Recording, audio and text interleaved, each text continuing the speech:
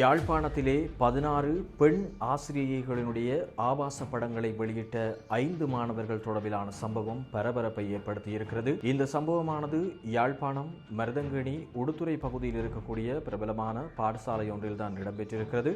இந்த சம்பவம் தொடர்பாக மேலும் தெரிய வருகையில் குறித்த இந்த பாடசாலையில் கல்வி பயிற்றுவிக்கக்கூடிய 16 பெண் ஆசிரியர்கள் அந்த பாடசாலையிலே இடம்பெற்ற ஒரு நிகழ்வொன்றின் போதாக குரூப் போட்டோ, அதாவது குழுமமாக சேர்ந்து ஒரு போட்டோ எடுத்திருக்கிறார்கள்.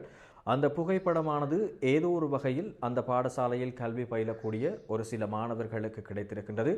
அவர்கள் அந்த புகைப்படத்தை வைத்து அரங்கேற்றி இருக்கக்கூடிய ஒரு கீழ்த்தரமான விடயம்தான் தற்போது யாழ்ப்பாணத்திலே ஒட்டுமொத்த கல்வி சமூகத்தையும் அதிர வைத்திருக்கக்கூடிய ஒரு சம்பவமாகவும் மாறியிருக்கின்றது. அதன்படி இந்த சம்பவத்தின் போதாக 5 மாணவர்கள் ஒன்றிணைந்ததாக இந்த ஆசிரியர்களினுடைய புகைப்படத்தை பயன்படுத்தி, உங்களுக்கு தெரியும் AI தொழில்நுட்பம், அதாவது நவீன செயற்கை நுண்ணறிவை பயன்படுத்தி தற்போது வீடியோக்கள், புகைப்படங்கள் என்பதாக உங்களுக்கு விரும்பிய வகையில் அவற்றை நீங்கள் உருவாக்கி கொள்ளக்கூடியதாக இருக்கும். அதே போன்று இந்த அட்வான்ஸ் தொழில்நுட்பத்தை பயன்படுத்தி இவர்கள் ஒரு நல்ல விடயத்தை செய்திருக்கலாம். ஆனால் அந்த புகைப்படங்களை பயன்படுத்தி அரைகுறையான ஆடைகள் இல்லாத நிலைமையாக ஆபாச புகைப்படங்களாக மாற்றியிருக்கிறார்கள். இவ்வாறு ஆபாச புகைப்படங்களாக மாற்றியதோடு மட்டும் இல்லாமல் இந்த புகைப்படங்களை சமூக வலைதளங்கள் வாயிலாக விசேடமாக வாட்ஸ்அப் குரூப்கள் மூலமாக அதிகமாக இந்த புகைப்படங்களையும் பகிர்ந்திருக்கிறார்கள். அதாவது தங்களுடைய அடையாளம் தெரியாமல் மர்மமான முறையில் அவற்றையும் பகிர்ந்து விட்டிருக்கிறார்கள். இந்த விடயம் வைரலாகி இருக்கின்றது. குறித்த பிரதேசத்தில் பல குரூப்களுக்கும் ஷேர் பண்ணப்பட்டிருக்கின்றது, பல நபர்களுக்கும் ஷேர் பண்ணப்பட்டிருக்கின்றது. அதன் அடிப்படையில் இந்த ஆசிரியர்களுக்கும் இந்த புகைப்படம் தொடர்பான விடயம் தெரிந்து அவர்களும் அதிர்ந்து போயிருக்கின்றார்கள். உடனடியாக குறித்த இந்த விடயம் தொடர்பாக மருதங்கேணி போலீஸ் நிலையத்துக்கு சென்று முறைப்பாடு அளித்திருக்கிறார்கள். மருதங்கேணி போலீஸ் நிலையத்திலே கணினி குற்றப்புலனாய்வு பிரிவினர், அதாவது சைபர் கிரைம் தொடர்பிலான குற்றங்கள் தொடர்பில் விசாரிக்கப்படக்கூடிய அந்த பிரிவு உங்களுக்கு தெரியும். அதாவது இந்த தொலைபேசிகள் மூலமாகவோ சமூக வலைதளங்கள் மூலமாகவோ அல்லது கணினி சார்ந்த வரக்கூடிய குற்றங்களை சைபர் கிரைம் மூலமாகத்தான் கண்டுபிடிப்பார்கள். அதன் அடிப்படையில் இந்த விடயத்தினுடைய அவசர தன்மையை உணர்ந்த போலீசாரும் அதிரடியாக செயற்பட்டு சைபர் கிரைம் மூலமாக மேற்கொள்ளப்பட்ட விசாரணைகளின் அடிப்படையில் யார் இந்த புகைப்படங்களை உருவாக்கினார்கள், யாருடைய தொலைபேசிகளிலிருந்து முதன்முறையாக குரூப்களுக்கும் ஷேர் பண்ணப்பட்டிருக்கின்றது என்பது தொடர்பான சகல விடயங்களையும் கண்டறிந்ததன் பின்னராக போலீசாரும் அந்த 5 பிரதான சந்தேக நபர்களாக கருதப்படக்கூடிய அந்த மாணவர்களை அடையாளம் கண்டிருக்கிறார்கள்.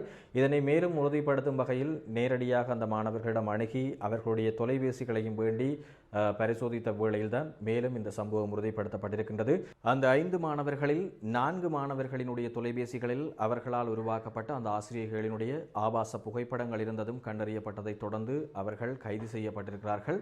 கைது செய்யப்பட்டு நீதிமன்ற உத்தரவின் பேரில் தற்போது சிறுவர் நன்னடத்தை நிலையத்தில் விசாரணைக்காக அமர்த்தப்பட்டிருக்கிறார்கள். அது மட்டுமல்லாமல் இந்த 5வரும் தற்போதுதான் ஓலெவல் பரீட்சை எழுதி முடித்துவிட்டு பெறுபவர்களுக்காக காத்து கொண்டிருக்கக்கூடிய மாணவர்கள் என்கின்ற விடயமும் அதிர்ச்சியை ஏற்படுத்தி இருக்கின்றது. எனவே யோசித்து பாருங்கள், ஒரு தாய் தகப்பனுக்கு அடுத்ததாக நாங்கள் வணங்கக்கூடிய இந்த ஆசிரியர்களையே இவ்வாறு ஆபாசமாக நினைத்து பார்க்கக்கூடிய வகையிலும் ஆபாசமாக சித்தரிக்கக்கூடிய வகையிலும் இந்த மாணவர்களினுடைய செயற்பாடு அமைந்திருக்கின்றது என்கின்ற விடயம்தான் ஒட்டுமொத்த தமிழ் சமூகத்தையும் அதே போல கல்வி சமூகத்தையும் திரும்பி பார்க்க வைத்திருக்கக்கூடிய, அதே நேரம் அதிர்ச்சியில் உரைய வைத்திருக்கக்கூடிய ஒரு சம்பவமாகத்தான் மாறியிருக்கின்றது. மேலும் இந்த AI தொழில்நுட்பத்தினுடைய வருகையை தொடர்ந்து எத்தனையோ துறைகள் சார்ந்து, கல்வித்துறையோ அல்லது ஒவ்வொருவரினுடைய சாதாரண தொழில்துறைகள் சார்ந்தோ பல விடயங்களை இலகுவாக்கி கொண்டு வரக்கூடிய நிலைமையில் பலர் இந்த விடயங்கள் தொடர்பாக சாதனைகளை செய்து கொண்டிருக்கக்கூடிய வகையிலும் எமது வளர்ந்து வரும் இளம் கல்வி சமுதாயத்தைச் சேர்ந்த இவ்வாறான ஒரு சிலர் செய்யக்கூடிய சில தவறுகள் காரணமாக ஒட்டுமொத்த தமிழ் சமூகத்துக்கும் தலைக்குனிவை ஏற்படுத்தக்கூடிய ஒரு விடயமாகவும் தான் மாறியிருக்கின்றது. அது மட்டுமில்லாமல் இந்த விடயம் மிக முக்கியமாக பொதுமக்கள் சார்ந்தும் ஒரு படிப்பினை ஏற்படுத்தக்கூடிய ஒரு விடயமாகத்தான் மாறியிருக்கின்றது. எனவே இந்த டிக்டாக், ஃபேஸ்புக் மற்றும் சமூக ஊடகங்கள் வாயிலாக போலியான பெயர்களை பயன்படுத்தி, அதாவது ஃபேக் ஐடிகளை பயன்படுத்தி நீங்கள் மற்றவர்களினுடைய தனிப்பட்ட தகவல்கள் தரவுகளை வெளிப்படுத்தி கொண்டிருக்கிறீர்கள். அவர்களை ஆபாசமான முறையில் சித்தரித்துக் கொண்டிருக்கிறீர்கள்.